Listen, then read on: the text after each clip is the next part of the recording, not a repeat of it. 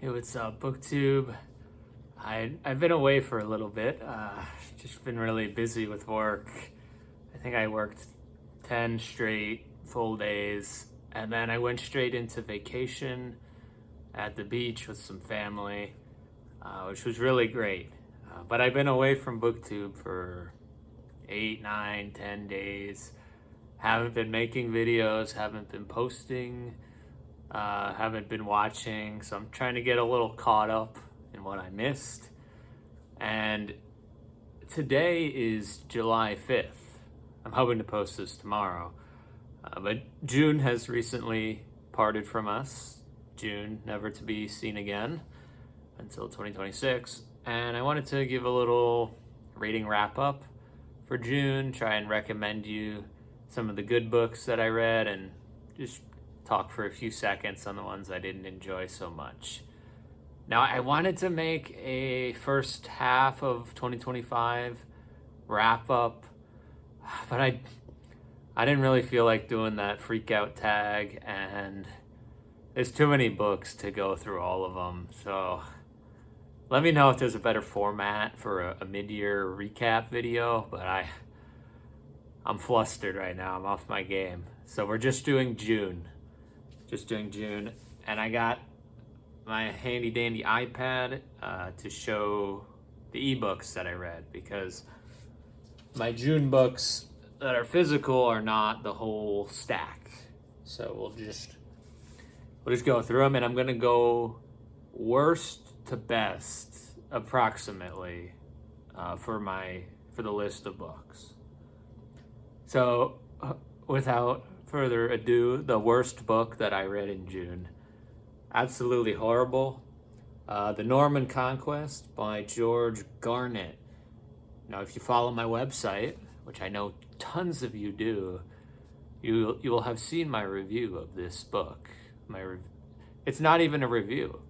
I was just ranting. And normally I will review something more neutrally. This I hated. It's part of the Oxford Very Short Introductions series, which I have had terrible luck with the series, but I don't even think it's luck. I think it's just a poorly crafted series that is just a way for stuffy professors to show off their scholarship instead of actually introducing novice or intermediate readers to a specific subject. None of the very short introductions that I have read have been introductions to the subject. They're all advanced specific works, and this book is no different. It's about what happens after the Normans invade England in regards to land ownership and architecture. Who wants to read about that except like masters and PhD students in history? Yeah, some parts were interesting, but the book as a whole did not fulfill its promise. So I didn't like it. I didn't like George Garnett. So least favorite book. Next up, another ebook I read, More Than a Carpenter by Josh and Sean McDowell. This was a book about who Jesus of Nazareth was per the Bible, and basically why you should believe. And I thought that this was not a great persuasive work. It's just like an evangelical Christian kind of guide. And the main thing that Josh McDowell does here is he tries to prove the Bible by quoting the Bible, and I think that's been tried a lot of times and works for the base that believes that. But if you don't believe in the Bible, you won't come out of this book with any changed opinions whatsoever. And I didn't like Josh McDowell either. He comes across really arrogant, and he added his son's research in here, probably just to prop up his son and try to get some more money in the family. I don't know. So I didn't like this book at all. More Than a Carpenter, published in the 70s, I think. Next up, I have this book in physical. It is Nora Ephron, her 2006 essay collection, I Feel Bad About My Neck and Other Thoughts on Being a Woman. There's Nora Ephron covering her neck because she's in her 60s and she's insecure about her neck because everybody knows that old ladies lose their necks and you can't fix them without surgery. So I wasn't too familiar with Nora Ephron before reading this book. I learned a little bit by browsing her wiki page after, but she either directed or wrote When Harry Met Sally and then Sleepless in Seattle, and she did some other things. She was married to Carl Bernstein, one of the Watergate guys, at some point before Bernstein cheated on her. And I had high hopes for this book after the first couple chapters. I thought it was going to be like some quirky, funny old lady book, because she's in her mid-60s when she published this. But it ended up turning into more of a pretentious Manhattanite, socialite vibe that Ephron was putting off. And I ended up not liking her by the end. I thought she was... I didn't like her old rich lady vibes. That being said, there were some funny stories in here, and it's quite a slim volume. It's only like 130, 140 pages. So if you like Nora Ephron, you might like this, but I wasn't a big fan. It's a hardcover from Knopf, 2006. Next up, got a 2023 work from Princeton University Press, Henry at Work, by John Cagg and Jonathan Van Bell, who I think are Princeton professors. And the subtitle of this is Thoreau on Making a Living. That would be Henry David Thoreau, the American transcendental philosopher during the early to mid 1800s. And he's well known for his work Walden, where he goes into the woods for a couple of years and lives in the woods. I haven't read it, but it's famous. So this book basically sets out to address claims that Thoreau was lazy or he wasn't a worker. He was just like a thinker and somebody who walked around in nature. I didn't know too much about Thoreau, so I can't say if that was an important issue regarding how people talked about him. But what I can tell you about this book is it's a decent primer for the life of Henry David Thoreau. It's not a true biography, but it gives enough information that I'm interested in maybe reading Walden and then some of Thoreau's journals or essays, and then perhaps a biography or two. He seems like a really interesting American philosopher. And this book was kind of triggered by the whole work-related conversations post-COVID, in that people started to resign from their jobs or go remote or starting to travel. And it compares and contrasts different work philosophies with how Henry David Thoreau was, even though it seemed like he led a leisurely life, he was pretty much always working, writing, or studying. And he had a great emphasis on working with his hands, like manual labor. So if you're interested in that and kind of like the intellectual setting of the mid-19th century New England, this is a decent book. It's kind of like pop philosophy, so I can't really recommend it as I can't recommend the book in itself, but to refer to other works, it's an easy read. So Henry at Work. All right. Next up, we got The Far Edges of the Known World by Owen Rees. This book is published, well, the version I read was an ebook by W.W. Norton. This covers Bloomsbury.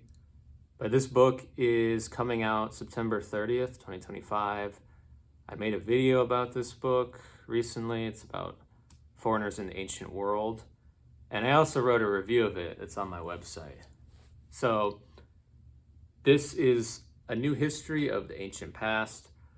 Owen Reese he's a historian. I don't remember where from, but he basically is saying that there's not a lot of scholarship on ancient world places outside of like Egypt, Rome, Greece, Persia, all the big ones. So Owen Reese picks 10 different locations in various periods of ancient world history, and he says, he covers them. He says why these places were important, why these people are not barbarians like the Romans or Greeks might have called them, being foreigners, but no, these were real people. They had complex societies. They traded. They married with the large civilizations, and they were all around important for the development of the human race. Now, if reading about some lesser known civilizations or cities or locations sounds interesting to you, I would recommend this, but it is a little hard for the beginner history reader to grasp all the context of what's going on if you don't know like what was happening in Rome, Egypt, Greece, whatever, during the ancient world. So I would recommend this for the more advanced reader, but go ahead at your own peril. It's got a cool cover. It'll be out in late September. It'll probably be in the stores in October. So yeah, Owen Reese. Next up, we got Joseph Sheridan Le Fanu's 1872 vampire novel or novella, Carmilla. And this isn't the version that I read, but it's the cult classic that inspired Dracula. So I actually read this right after I read Dracula because I wanted to read more vampire fiction. And Carmilla, it is a short, I would say it's almost a short story. It didn't take me any time at all to read. But it follows this girl named Laura who lives in the woods in Germany, like divided Germany, just in a castle. And one day this girl Carmilla shows up and she starts like blood sucking Laura. So that's not really a spoiler. But this is one of the first ever vampire fiction novels. And I see where it inspired a lot of stories. It's a little different than Dracula. This one's a lesbian vampire, and the story is a lot more basic. It's really predictable. Like I knew exactly what was going to happen, and I didn't know any spoilers at all, but it was so obvious.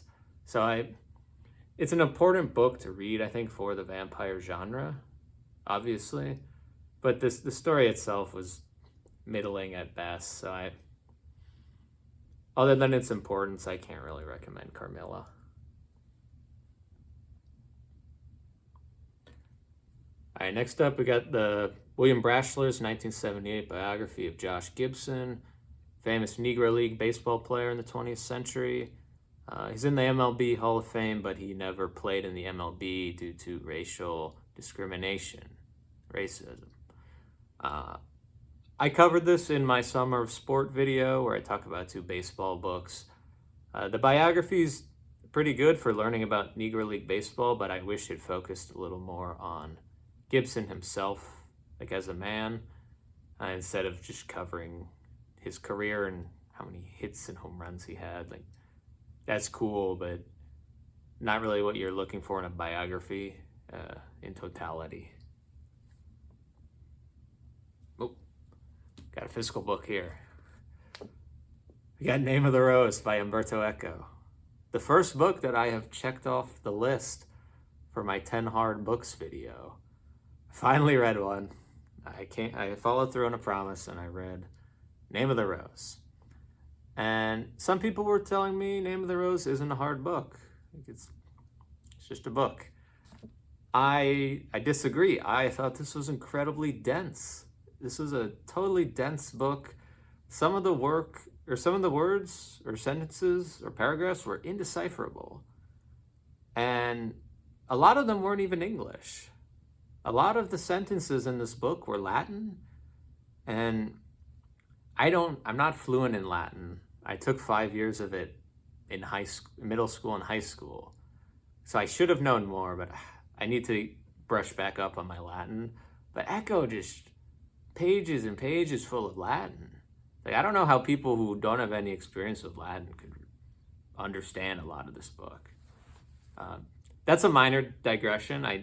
The whole book isn't in Latin, but it's more than you would expect.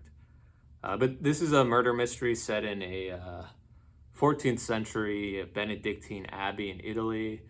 It follows our main character, who's an apprentice, and William of Baskerville, who's a Franciscan. These are different orders of Catholicism, like monks. And William of Baskerville was asked to investigate a murder at the abbey in question, and him and the narrator get there, and then there's a couple more murders as things go on, and they're trying to figure it out. I didn't think the mystery was anything to write home about. It was unnecessarily complex, and the philosophical discussions were, too much. Eco's definitely an erudite writer, but I think he went too hard here. Maybe as I read more and I become more aware of things, I might reread this and like it better. But for now, I wasn't too impressed. Maybe that's just my fault, though, for not being knowledgeable enough. No. Name of the Rose, Umberto Eco. All right, another ebook, Smart Baseball, Keith Law.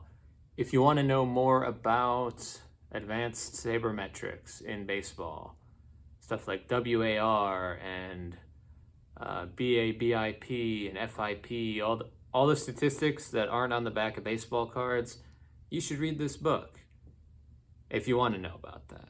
If you already know or you don't want to know, skip it. It's just a baseball stats book. I covered it in my baseball video. All right. Next up, we got Journey to the Center of the Earth by Jules Verne. This is from the 1860s, 64 or 65, I think. Jules Verne is French. This is translated by Robert Baldick, one of the progenitors of Penguin Classics or Penguin Publishing. Progenitor might not be the right word, but this is the tale of a professor and his nephew, the Leidenbrocks, who find this ancient manuscript, Icelandic manuscript, that tells you how to get to the center of the earth. And they follow this to Iceland and drop in through a crater and attempt to find the center of the earth. So this is subterranean fiction. I thought it was fun. It was decently written with a lot of geology added in. I had a pretty good time with this. I don't think it's particularly deep in any way. It's just an adventure novel. But I really enjoyed it, and I'm looking forward to reading the updated Penguin Classics translation by whoever. I don't know who it is. But yeah, Journey to the Center of the Earth was a good book.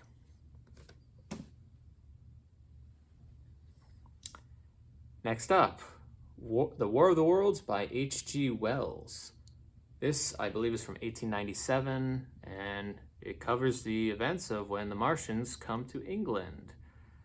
They drop down from Mars in their little pods, and they start building their machines, which are like Spider-Man creations, and England goes wild.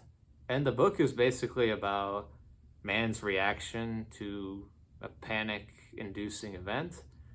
There's no real named characters or anything. It's all just kind of social archetypes of oh, this guy's the coward. He's scared of the events. Or this guy's the scientist. He wants to investigate the creatures. Or this guy is the bandit taking advantage of people in difficult situations. So I wish it was a little bit more about the Martians instead of what Wells did write about. But I mean, this was an impressive work, being one of the first examples of alien invasion fiction in the world. Was it written well? It was written decently. But I can definitely recommend this to anyone who hasn't read H.G. Wells. It can be a little dry at times, but it's a pretty good book overall, so I recommend it. War of the Worlds, H.G. Wells. All right, got a few more.